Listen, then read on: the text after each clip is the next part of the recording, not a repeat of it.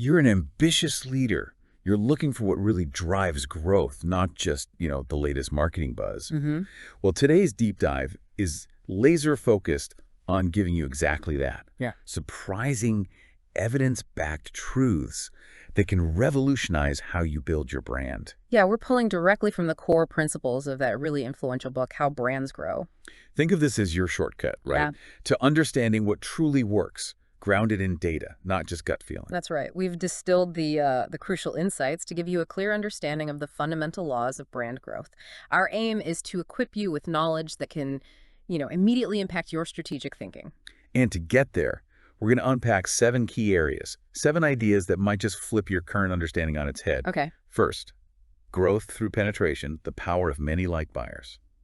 Second, the myth of meaningful differentiation, embracing distinctiveness. Mm-hmm. Third, building mental availability, getting noticed and top of mind. Fourth, creating physical availability, making your brand easy to buy. Kurt? Fifth, the importance of distinctive brand assets standing out in a crowd.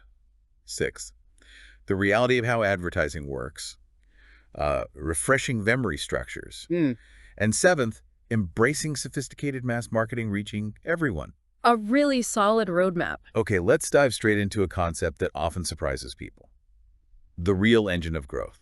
Well, it lies in reaching more people. Exactly. Let's start with number 1, growth through penetration. The central idea here is that the primary way brands grow is by acquiring more customers. And here's the kicker. Yeah. The vast majority of these new customers will be what the research calls light buyers, people who only purchase your brand occasionally. It's almost counterintuitive, isn't it? We tend to pour so much energy into our loyal base, our heavy users. We do. But the data really points to the power of casting a wider net. What makes this focus on penetration so beneficial for a business, like the ones our listeners are running? Well, think about it logically.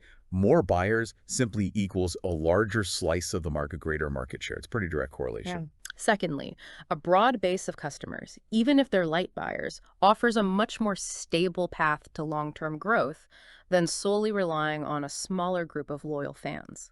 Their purchasing habits, collectively, tend to be less erratic. Less volatile. Right. And thirdly, when you focus on attracting new customers, you're naturally increasing the overall awareness and familiarity of your brand across the entire market. You're just becoming known to more people. That makes perfect sense. So turning it around, what are the risks? What are the consequences for a business that doesn't prioritize getting in front of more people, these light buyers? The biggest limitation is on your growth itself. Simple as that. By narrowly focusing only on your existing customers, you're essentially ignoring this huge chunk of potential buyers out there. Right. This also creates a kind of precarious situation where you become too dependent on a small group. If their preferences shift or, a competitor catches their eye, you're vulnerable. You're exposed. Exactly. And lastly, it can lead to, wasted resources. Trying to squeeze more frequency out of your already loyal customers often yields less impact diminishing returns than bringing in new, even infrequent purchasers. Okay, so we grasp the core idea. Penetration drives growth. Now, who in the U.S. market is really putting this into practice effectively? Give us some tangible examples we can relate to. Okay, consider Coca-Cola. They consistently advertise across a massive range of channels. Their aim isn't necessarily to make everyone drink Coke every single day, Yeah, of course not. but to ensure that when someone feels like a soda, Coke is the brand that, bam, immediately springs to mind. It's about that broad mental availability leading to occasional purchase. Gotcha. Procter & Gamble, P&G, with its enormous stable of brands, Tide, Pampers, Crest, you name it, covering so many different household needs is another great example. They capture a vast number of households as light buyers across their diverse product portfolio. Right. You might only buy 1 or 2 P&G brands infrequently. Exactly. And think about McDonald's. Their ubiquitous locations, their sheer physical availability, combined with that broad menu appeal to a huge audience for those occasional fast food meals, they're built on reaching everyone now and then. Okay. And on the flip side, can you think of companies or types of companies that might be inadvertently hindering their growth by not fully embracing this penetration principle, maybe focusing too much on a niche? Absolutely. Imagine a niche organic food brand that exclusively targets, say, hardcore health-conscious consumers. They're limiting their potential by not appealing to a broader segment of shoppers who might just occasionally want healthier options but aren't defined by it. Right. Sometimes organic buying. Exactly. Or a premium coffee brand that dedicates all its energy to complex loyalty programs for its existing regulars. They might be missing a significant opportunity to attract the much larger pool of casual coffee drinkers with broader awareness campaigns. Focusing inwards too much. Yeah. And maybe a specialized software company that only focuses on huge enterprise clients. They could be overlooking substantial growth by not offering simpler, more affordable versions to smaller businesses or even individuals who have related but maybe less complex needs. So for you, the ambitious leader listening in, how can you take this principle of penetration and actually apply it? What's the practical takeaway for tangible results? The key is to orient your marketing efforts towards reaching the widest possible audience that could conceivably be interested in what you offer.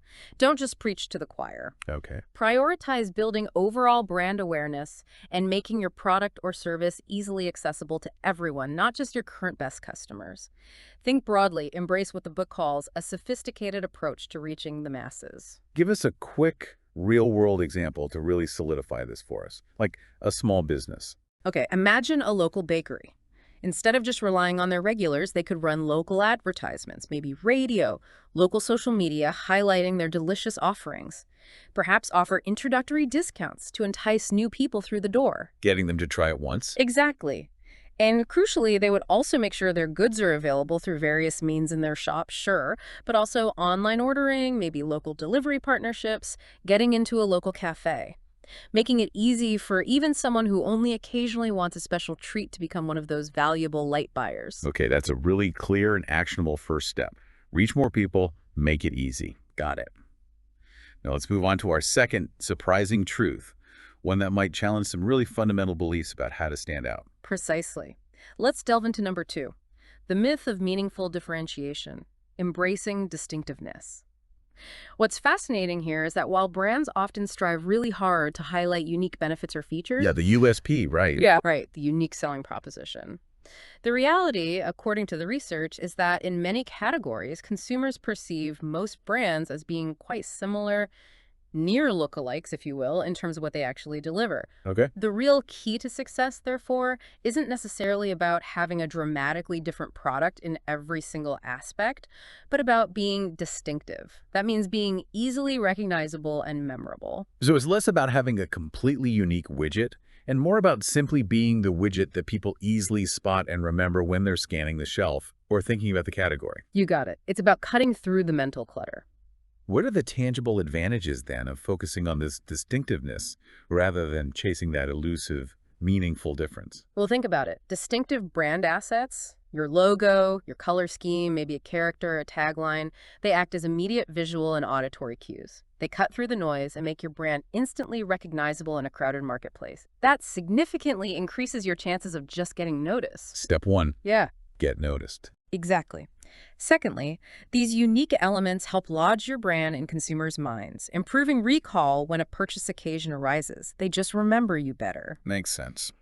And finally, consistently using these distinctive assets strengthens the links, the memory structures that consumers have with your brand, making all your marketing efforts more efficient and impactful. The ad gets linked to your brand, not just the category. And what are the potential downsides if a brand doesn't actively cultivate this distinctiveness, if they just kind of blend in? Well, without those recognizable elements, your brand risks becoming invisible, basically. Right. Blending in with the sea of competitors, consumers will struggle to differentiate you and therefore won't easily remember you when it actually matters at the point of purchase. So even if you have a great product, If they don't notice you or remember you, it doesn't matter as much. This leads to wasted advertising spend because generic-looking ads or ads without strong branding are just less likely to be noticed and correctly connected to your specific brand. right. Ultimately, a brand that isn't easily identifiable, that lacks distinctiveness, will find it much, much harder to build strong brand equity and long-term recognition. Let's look at some companies here in the U.S. that have really nailed this distinctiveness factor. What makes them stand out visually or auditorily? Okay, consider T-Mobile, their signature magenta color. It's instantly recognizable in the often visually similar landscape of mobile carriers. You see that pink, you think T-Mobile. Absolutely. Geico's Deco is another brilliant example, a completely unique and memorable character that just cuts through the clutter in the very competitive, often quite boring insurance market. Yeah, you remember the gecko. You do. And of course, Nike's iconic swoosh logo, it's globally recognized, often needing no accompanying brand name at all. That's powerful distinctiveness. On the flip side, can you think of examples, maybe categories, where a lack of distinctiveness might be holding brands back? Where everyone looks the same? Absolutely. Think about maybe a new beverage company launching with a very generic logo and packaging that looks quite similar to existing big brands on the shelf. They'll likely struggle to stand out and be remembered amidst all that choice. Yeah, just another bottle. Right.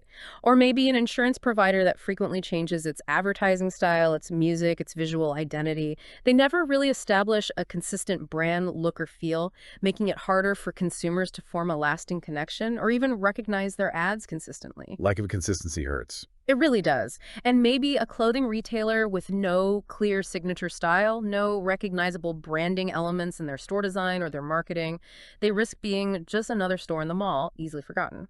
So for our listener, the business owner or marketer, how can they practically apply this principle of distinctiveness? What should they do?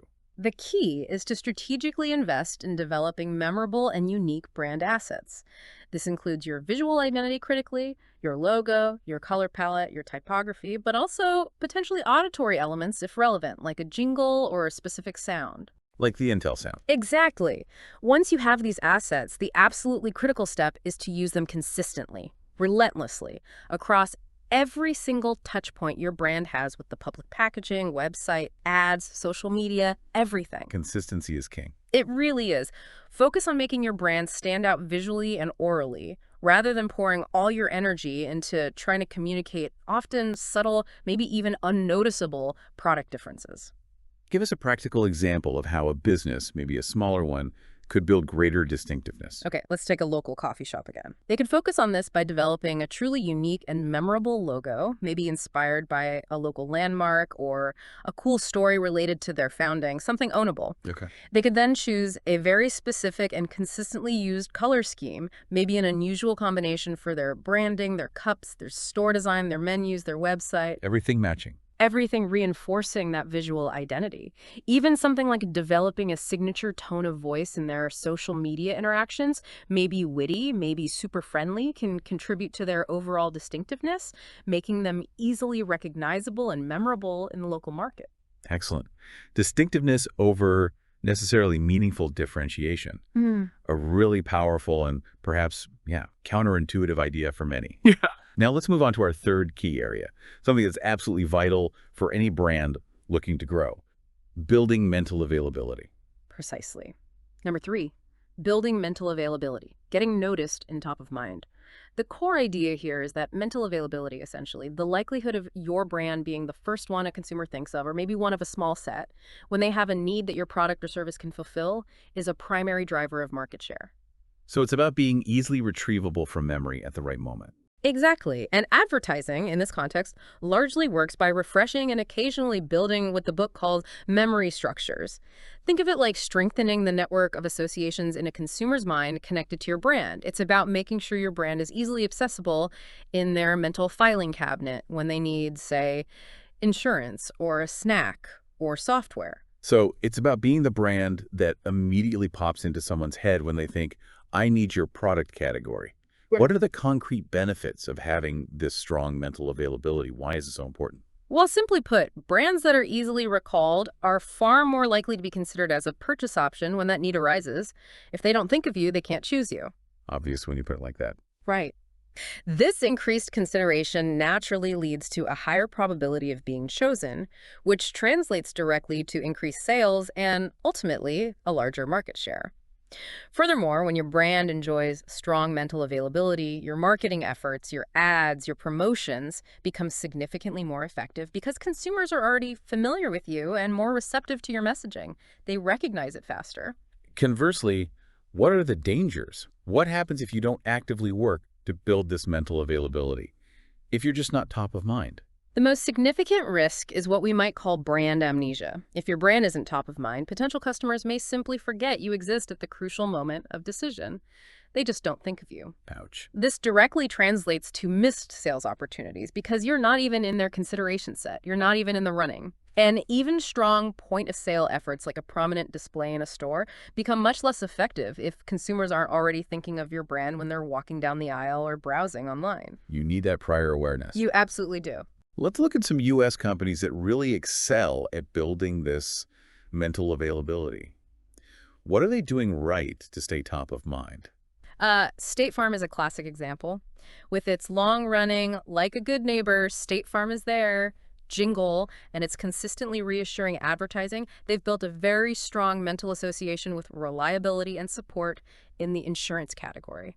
You hear that jingle, you think State Farm. Instantly. Amazon, though maybe less through traditional ads and more through sheer ubiquity and service experience, enjoys incredibly high mental availability for a vast array of product needs. Need something online. You think Amazon first. Yeah, almost default. Almost default. And McDonald's, again, with its consistent, widespread advertising featuring familiar menu items and branding elements like the Golden Arches, ensures it's a top-of-mind option pretty much globally when consumers think about fast food. And what about companies or types of businesses that might be struggling in this area, perhaps without even realizing that lack of mental availability is the core issue? Think about maybe a smaller streaming service. With a limited advertising budget compared to giants like Netflix or Disney Plus Smooth, they'll likely struggle to achieve the same level of top-of-mind awareness. People just won't think of them as readily when deciding what to watch. Hard to break through. Very hard. Or a local hardware store that relies solely on word-of-mouth marketing, maybe some flyers, without consistent broader outreach. They might find themselves forgotten by newer residents or those who don't regularly engage with the local community grapevine. Out of sight, out of mind. Literally. And a new software application, even if it has really innovative features, will face a huge uphill battle if it doesn't invest significantly in marketing to build awareness and consideration among its target audience. People need to know it exists and what it's for. So for our listener, regardless of the size or type of their business, big corporation, small local shop, what are some actionable steps they can take to start building stronger mental availability for their brand? The key is consistent advertising and marketing activities. The goal is to refresh and build those memory structures related to your brand. Consistency again. Always. Focus on getting noticed, using those distinctive assets we talked about, and creating positive, ideally somewhat emotional responses. The overall goal is to ensure your brand is salient, that it comes to mind easily and frequently in relevant buying situations. Give us a practical example of how a business can actively work on building mental availability. Okay, let's take a local gym. They could build mental availability by running regular, targeted ads on local radio and maybe relevant social media platforms, perhaps focusing on relatable fitness goals or community aspects. Okay. They could also sponsor community events, 5K runs, local festivals, ensuring their name and logo are consistently visible and associated with positive, healthy activities in the local area. Be present. Be present, be visible. By making their brand a familiar and positive presence in the local landscape, they dramatically increase the likelihood of being the first gym that comes to mind when someone finally decides, okay, time to get fit. Makes perfect sense. Consistent visibility helps plant that seed in the mind, ready for when the need arises. Now let's shift our focus slightly. We've talked about the mind. Let's talk about the marketplace with our next key principle, creating physical availability. Exactly. Number 4. Creating physical availability, making your brand easy to buy. This one's quite direct, really. The core idea is simply that brands that are easier to buy, available to more people, in more places, and more times, in more situations, tend to capture a greater share of the market. So being there when and where the customer wants to buy. Precisely. Physical availability is just as critical as mental availability. If consumers think of your brand, but then can't easily find it or purchase it, all that brand awareness you built, well, it doesn't necessarily translate into sales. You've lost the opportunity. It's a pretty straightforward equation then, isn't it? More places to buy equals more opportunities to make a sale. What are the key advantages of really maximizing your physical availability? Well, wider distribution and easier access directly lead to higher sales volumes. It's simple math. If your product is available in more locations, both physical stores and online platforms, more people have the opportunity to buy it when the impulse strikes or the need arises. Right. This naturally translates to increased market share. you're reaching more potential buyers. And crucially, strong physical availability allows you to actually capitalize on the mental availability you've worked so hard to build. If consumers think of your brand, they need to be able to easily find and buy it right then to convert that mental trigger into an actual transaction. You need both sides of the coin. Absolutely. Mental and physical. And what are the potential downsides for businesses that perhaps overlook or underestimate the importance of physical availability? Maybe they focus too much on just the brand image. The most immediate and painful consequence is lost sales. If potential customers want your product but can't find it where and when they want to buy it, maybe it's out of stock, maybe it's only in specialty stores they don't visit, maybe shipping takes too long, they'll likely just opt for a competitor's offering that is readily available. Frustrating for the customer, too. Very frustrating. This limited reach, this poor physical availability, directly translates to a lower overall market share. You're leaving money on the table. And, as we said, all your marketing efforts aimed at building brand awareness can be significantly undermined if consumers simply can't easily access your products or services when they're ready to act on that awareness. Let's look at some companies that have really mastered the art of making their products and services physically available here in the U.S. Who comes to mind? Walmart is a prime example. Their vast network of physical stores, strategically located across the country, combined with their rapidly expanding online platform, makes a huge range of products incredibly accessible to an enormous number of consumers. They are everywhere. Hard to avoid them. Very hard. Starbucks is another great one. They strategically place their stores in high-traffic locations, airports, city centers, busy suburban corners, ensuring convenient access for coffee drinkers pretty much nationwide. They make it easy to grab a coffee. And Amazon, of course, is maybe the ultimate example of physical availability in the modern era.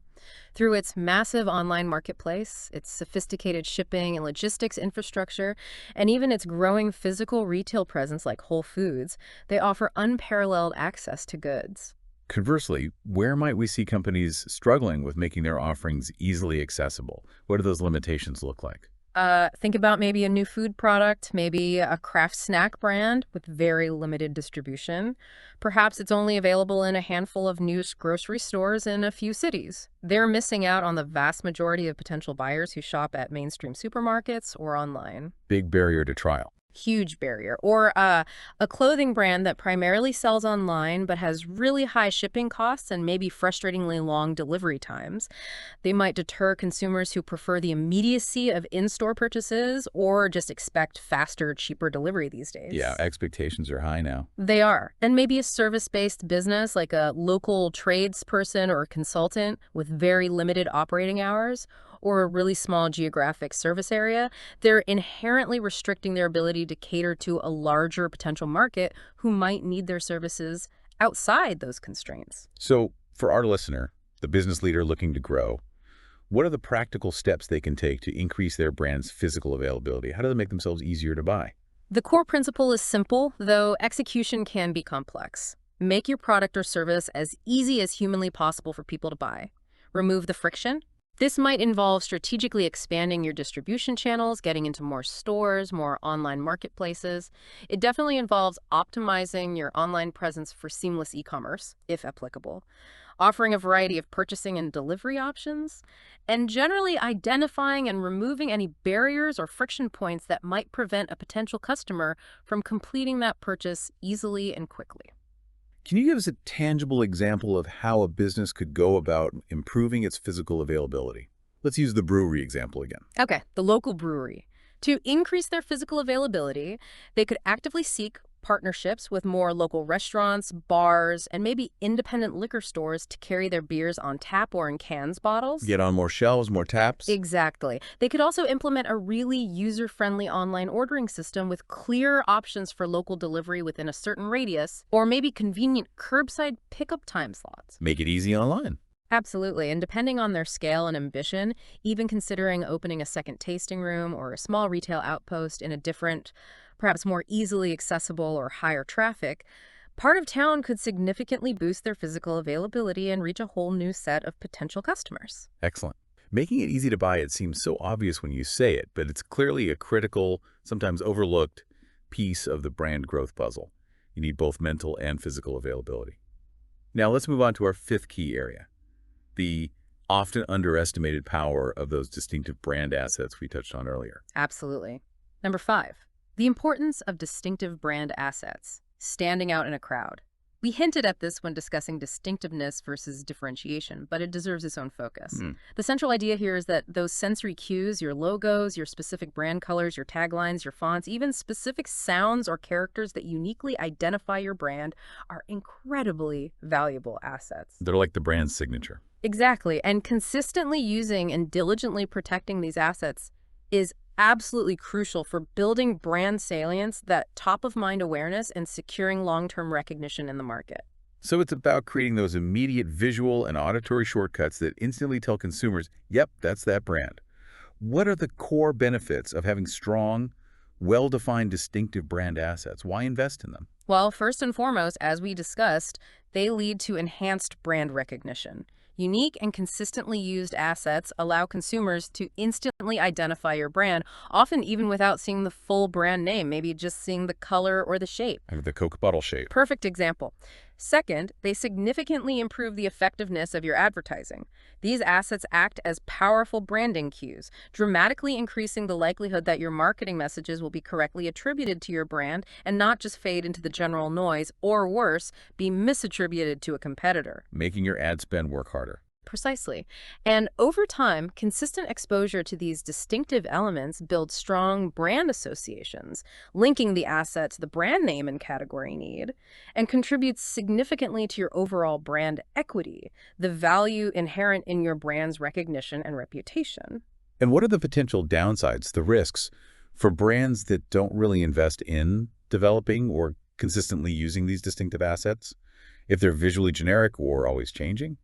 Well, without these unique visual and auditory markers, consumers will really struggle to remember your brand and differentiate it from all your competitors, especially the light buyers who aren't paying close attention. They just don't stand out. They don't. Mm. This leads directly to ineffective branding efforts because inconsistent use of brand elements or generic elements weakens any potential recognition you might build. You're constantly resetting. You also miss out on numerous opportunities for brand identification in various contexts, seeing a logo on a sponsorship banner, hearing a jingle on the radio, recognizing packaging on a shelf. Your brand risks simply fading into the background noise. Let's look at some U.S. companies that are really masters at leveraging their distinctive brand assets. What makes their assets so effective and memorable? Think about Hershey's. That specific shade of brown used in their packaging and the unique segmented shape of the classic Hershey's chocolate bar are instantly recognizable and strongly associated with the brand. You know it's Hershey's. You just know. Apple's minimalist logo and the consistent, clean design aesthetic across all their products, packaging, and retail stores create a very strong and distinctive, even premium brand identity. Very cohesive. Very. And of course, we mentioned McDonald's Golden Arches earlier, arguably one of the most globally recognized brand symbols in existence. That's the power of a simple, distinctive, consistently used asset. Conversely, where do we see companies perhaps not making the most of their potential distinctive brand assets? Where's the missed opportunity? We often see it, sadly, with startups. Maybe a tech company launches with a fairly generic-looking logo using common fonts and colors, and then they keep tweaking their website design, never really establishing a consistent visual identity that people can latch onto. Yeah, always evolving the brand visually. Which often just means confusing people.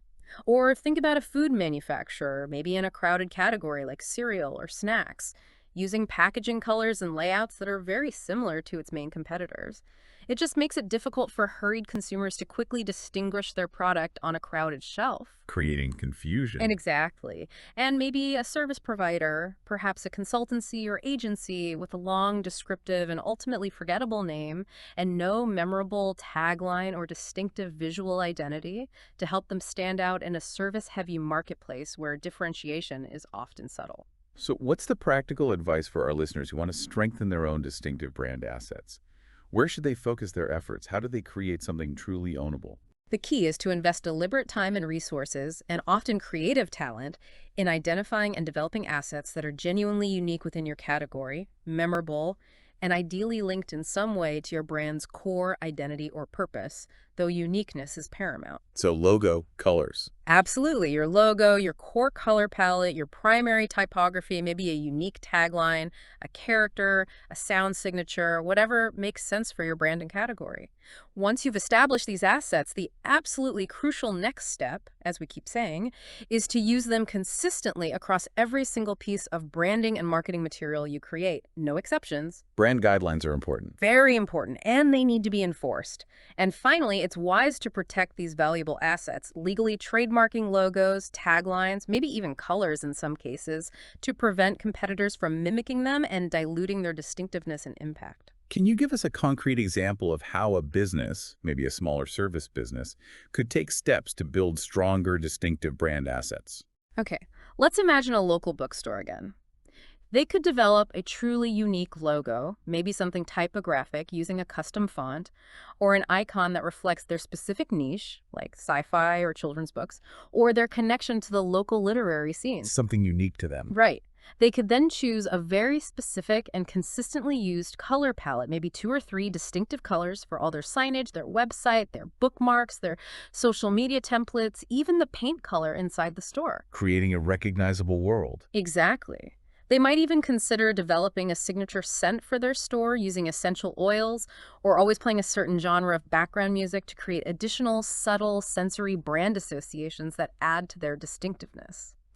These consistently used elements, working together, contribute to a much more memorable and recognizable brand experience. Excellent. Distinctive assets are clearly vital for cutting through the ever-increasing marketing noise and lodging your brand in memory. Now let's move on to a topic that often sparks a lot of debate and, frankly, sometimes misunderstanding in the marketing world: how advertising actually works. Indeed. This is number 6. The reality of how advertising works. Refreshing memory structures.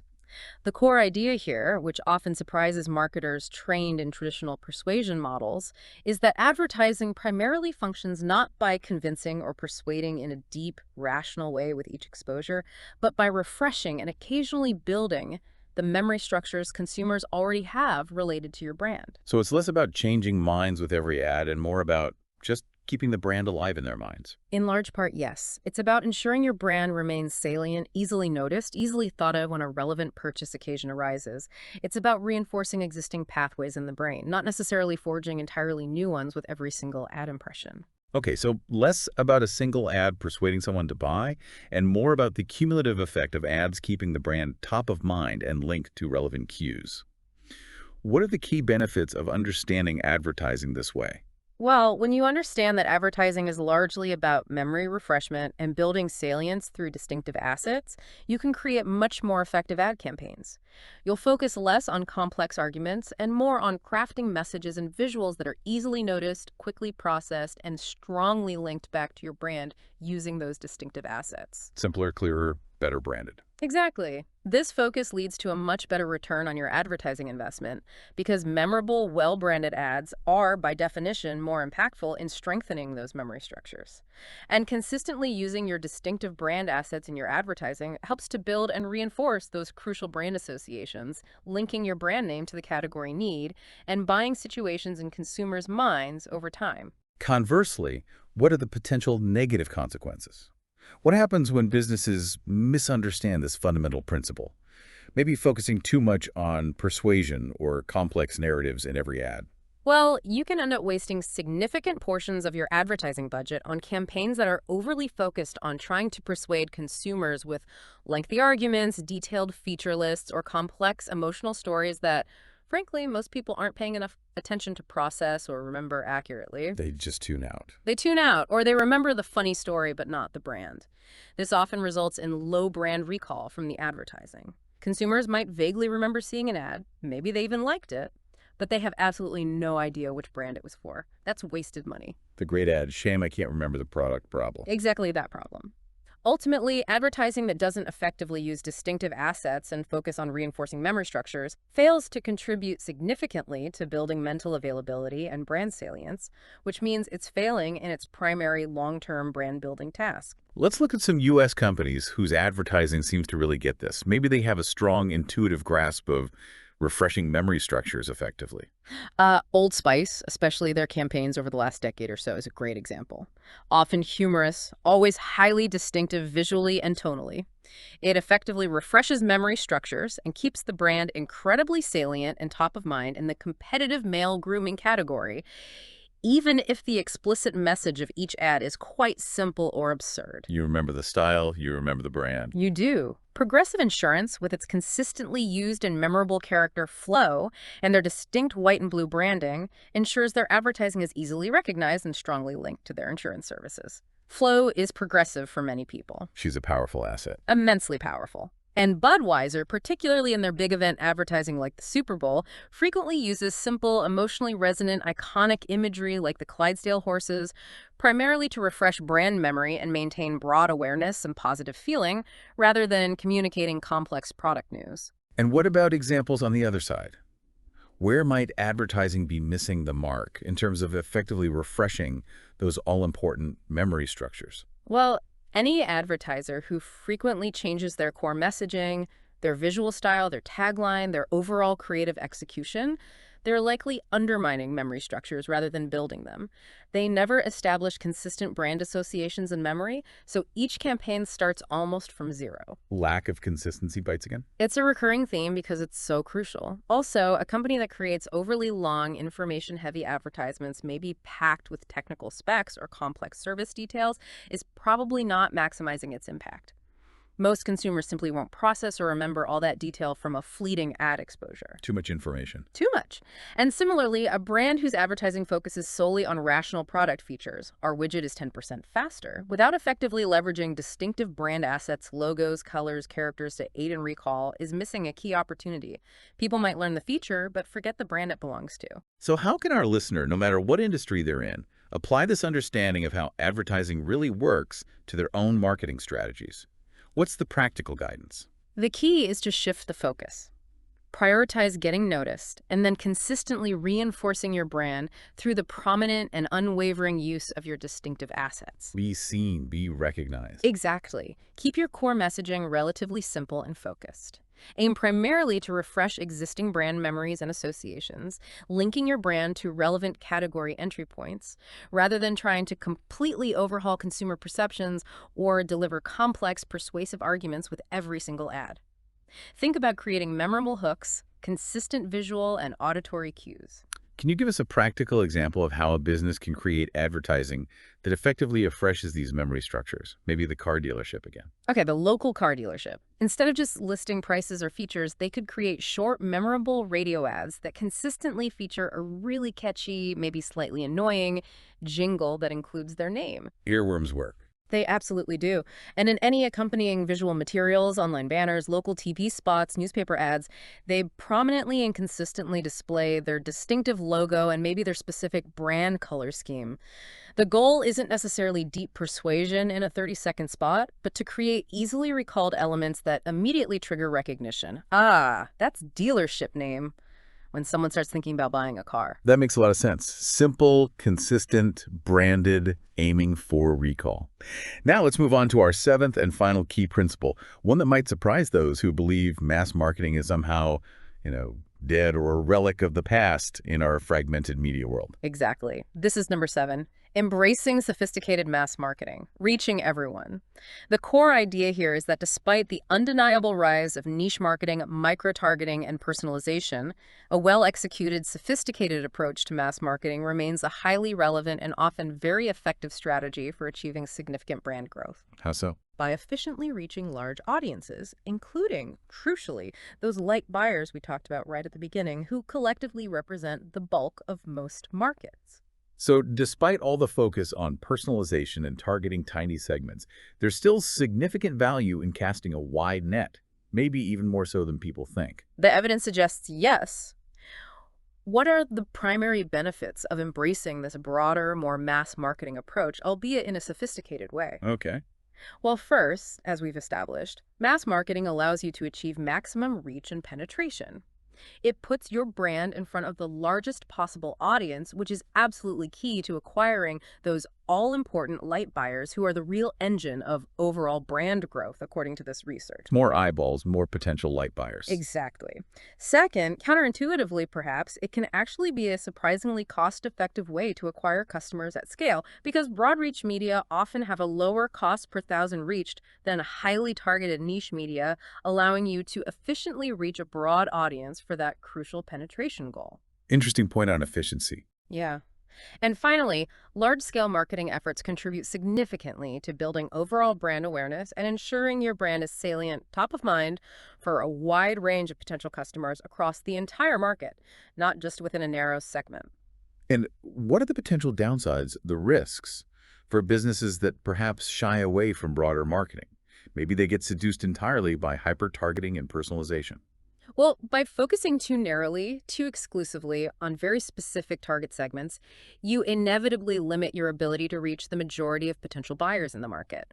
This can significantly hinder your overall market penetration and ultimately slow down your long-term growth potential. You're essentially capping your own market size. Leaving growth on the table. Absolutely. And also, an over-reliance on a very niche markets, while sometimes necessary initially, can leave your business quite vulnerable if those specific markets shrink, become saturated with competitors, or if consumer behavior within that niche suddenly shifts. A broader base provides more stability. Let's look at some U.S. companies that continue to effectively utilize sophisticated mass marketing strategies, even in today's fragmented media environment. Who's still playing the broad game well? Amazon, interestingly, does both. Oh. While they obviously engage in incredibly sophisticated targeted advertising based on purchase history, they also still use broad reach online advertising, sponsorships, and their overarching Prime membership benefits to cater to a massive and incredibly diverse customer base.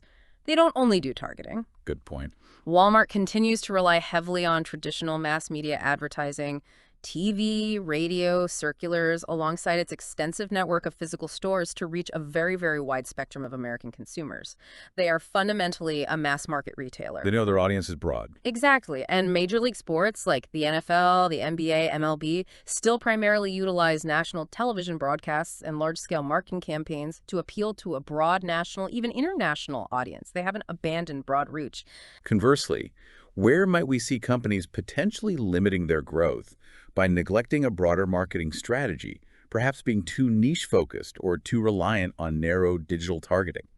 Maybe a small online retailer that focuses the vast majority, maybe all of its marketing budget on highly targeted Facebook or Instagram ads aimed at very specific interest groups or lookalike audiences. They might be getting efficient conversions within that group, but they could be missing a much larger potential audience who could be interested in their products if they were simply made aware of them through broader channels. It's stuck in their own bubble. Could be.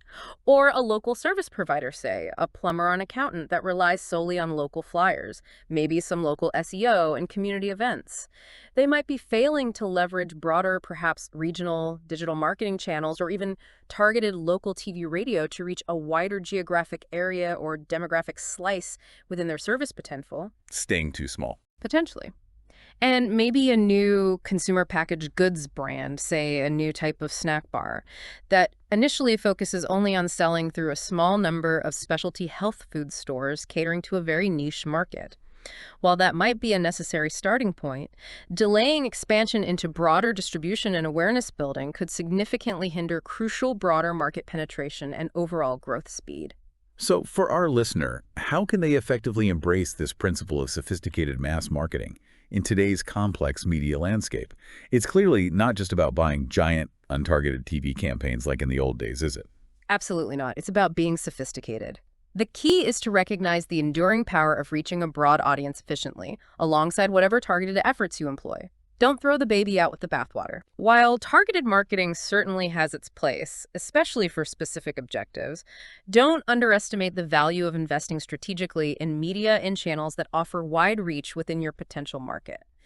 Focus your messaging in these broader channels primarily on building brand awareness and salience, using those distinctive assets. Remind people you exist and what you look like. Exactly. Understand that even those light buyers, the ones who only buy occasionally, when you reach enough of them through broad reach efforts, collectively represent a significant and often untapped growth opportunity for your business.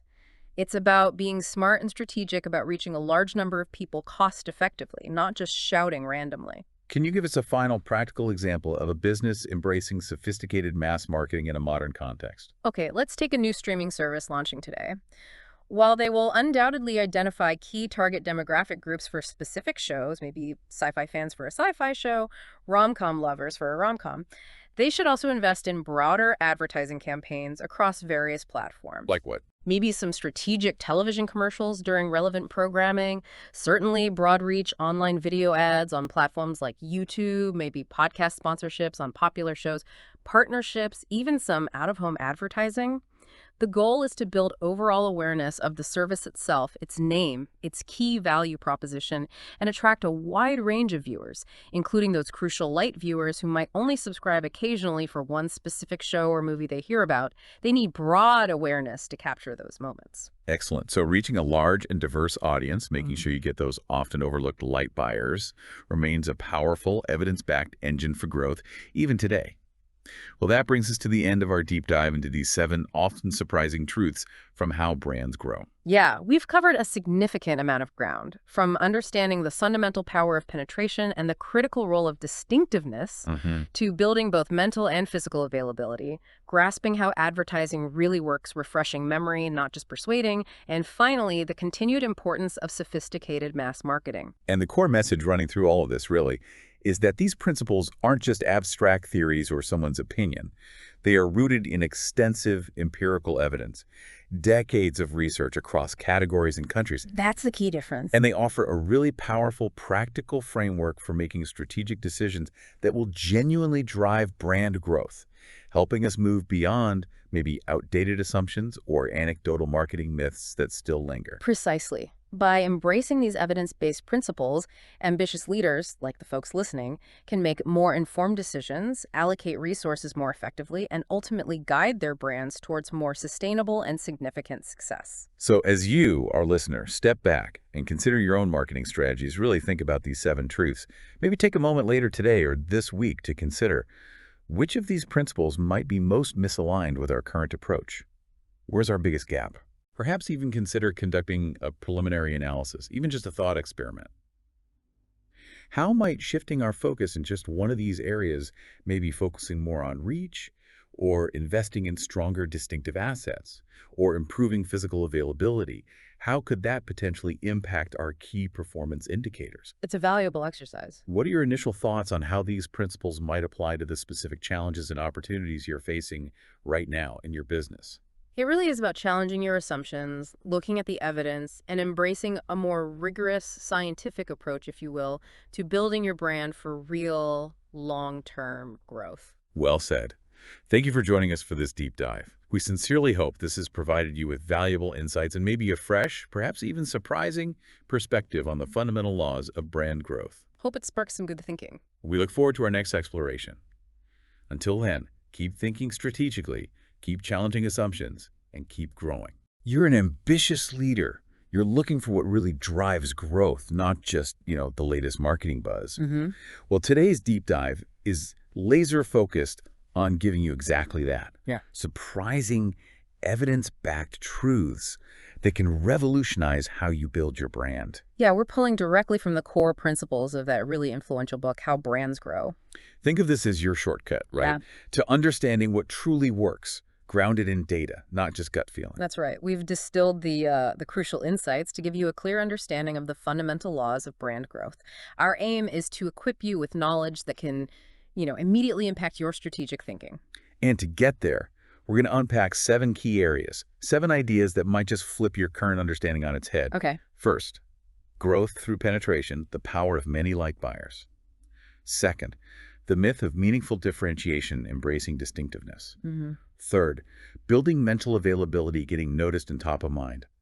Fourth, creating physical availability, making your brand easy to buy. Kurt? Fifth, the importance of distinctive brand assets standing out in a crowd. Sixth, the reality of how advertising works. Refreshing memory structures.